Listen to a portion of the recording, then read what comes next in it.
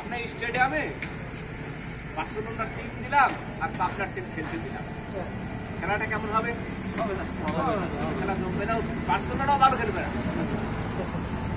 পক্ষ শক্ত না হলে বার্সেলোনাও ভালো খেলবে না। এখন আমাদের অবস্থা সেইটা হচ্ছে, এখানে আমরা 7 জন প্রার্থী আছি, 7টা প্রতীক আছে। 7টা প্রতীকের নাম জানেন? কি নির্বাচন হচ্ছে? এই যখন অবস্থা, আমরা আসলে মাঠটাকে ওই আগের মতো গতানুগতিক নির্বাচনে যেরকম মাঠ চাঙ্গা থাকে, মাঠের যে পরিবেশ থাকে, সেইটা হবে না। কিন্তু আমরা যেটা চাইছি, এখন ভোটের দিন ন্যূনতম আপনারা উৎসব করতে পারেন, ওই একটা দিন। আর এটার জন্য কিছু কাজ আপনাদের নেতা কর্মীদের করা হয়। এটা হচ্ছে যেটা সব বলতে যে ভোটার লিস্ট পাওয়ার পরে আপনারা ঠিক করেন কোন গ্রামে কতজন মিলে ভোটগুলো ঠিক করবেন, সেই নির্দিষ্ট সংখ্যক লোক ওই ভোটগুলো নিয়েই ডিল করবেন। অন্য কিছু নিয়েই চিন্তা করার দরকার নেই। তার স্পেসিফিক একটা গ্রাম, সোনাতলা, এই একটা গ্রাম, সোনাতলায় কত ভোট আছে? 500। এই 500 ভোট, এই 10 জন ছেলে বা 2 জন মুরব্বীও আছে, এরা মিলে এর সাথে কিছু মহিলা যোগ করতে হবে, কারণ মহিলা ভোট আমাদের অর্ধেক। এরা আমাদের নাম জানি না। আবার এখন সমস্যা, সমস্যাটা হচ্ছে ভোটারদের স্বামীর নাম নাই, বাবার মার নাম। সোনাতলা যে গৃহবধূ ভোট দিবে, তার বাবার মার নাম আছে, এটা কিন্তু একটা চ্যালেঞ্জ দিবে। এটা মহিলাদের একটা টিমও দরকার, যারা এদের সঙ্গে কথা বলা, এরা কোন দলের অনুসারী অথবা নিরপেক্ষ কিনা সেগুলো আইডেন্টিফাই করা, এবং ভোটের দিন তাদেরকে ভোট কেন্দ্রে আনার ব্যাপারে তাদের যদি উৎসাহ না থাকে, সেক্ষেত্রে তাদেরকে কীভাবে উৎসাহী করতে হয়।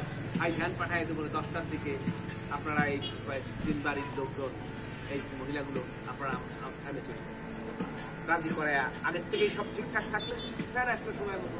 তারপরে আমি আবার এটাও বলতেছি যে ভ্যান নেবেন, একবারে সব ভ্যান নেবেন, মানে একবারে সব টাইম পাবেন না। কারো 8টায় নেবেন, কারো 10টায় নেবেন, কারো 12টায় নেবেন, তাতে ভোট কেন্দ্রে এরা গিয়ে দেরি না করে, ভোটটা দিয়ে ও হ্রাস হলো না, প্রতি চলে আসতে পারে। আমাদের যে নেতা কর্মীরা, এরা কিছু পাকাবে, খাবে, মানে তাদের আর বাড়ি যাওয়া নেই, ওরা কেন্দ্র বেজি থাকবে, মানে একটা ওরা উৎসব উপর একটা পরিবেশ তৈরি করবে। ভোটের দিন সেন্টারে একটা উৎসব পরিবেশ তৈরি করার জন্য খিচুড়ি পাকানো খাওয়া, এদের কাজ করা, মনিটরিং করা, টাইম টু টাইম ভোট কতগুলো পড়ছে ওগুলো সব ঠিক দেওয়া হচ্ছে তো, যে কতগুলো পড়লো, কতগুলো বাকি থাকলো, কারা আসলো না। ওরা তো বলছিল আসার কথা, আসে নাই কেন এখন? এই তোমার এই ভোটগুলোতে এখনো আসলো না, খোঁজ নেও। এইগুলো করা, এটা ভোট কেন্দ্রের থেকে এটি একটা টিম সার্বক্ষণিক থাকা লাগবে, তার একটা অ্যারেঞ্জমেন্ট করা।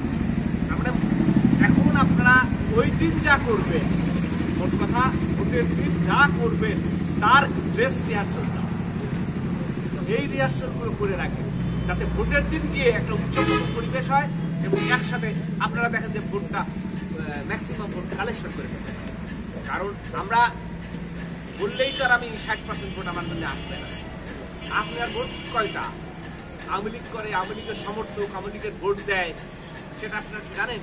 সেটা বড় যে 35টা শতকরা, 65টাই তো আপনার না।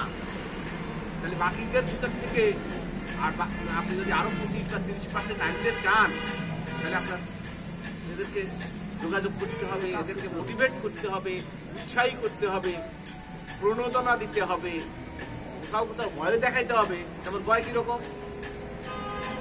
এই যে আমাদের কাছে ভোটার লিস্ট থাকবে, এর মধ্যে সোশ্যাল সেফটি নেটের বয়স্ক ভাতা 10 টাকা দিনের চাল, 40 দিনের কর্মসূচি, ভিজিটি, বিভিন্ন কিছু আছে, উপভোগ করে। তোমার এটা আমরা এরপর দেবো না, ভোট দিবে না, আমার সহযোগিতা থাকবে এই সরকারের, এটা আমরা দেবো না। পরবর্তীতে ত্রাণ আসবে, তোমাদের নামের তালিকায় তোমাদের নাম যাবে না, কারণ আমাদের কাছে তালিকা থাকবে কারা ভোট দিয়েছে আর কারা দেয় নাই। ভোট কেন্দ্রে আমাকে দিল না, কাকে দিল সব পরের কথা, ভোট কেন্দ্রেই যে যায় নাই তার জন্য আমি বিবেচনা করবো কেন? যারা ভোট কেন্দ্রে আসছে তাদের জন্যই বিবেচনা করবো। ত্রাণ ত্রাণ আসুক আর যা আসুক, সাহায্য সহযোগিতা আসুক, তাদের আগে দেব। এটা এই কথাটা, এটা তার এক ধরনের ভীতির ভয় দেয় না, মানে কোথাও কোথাও ভয়ও দেখান নেই।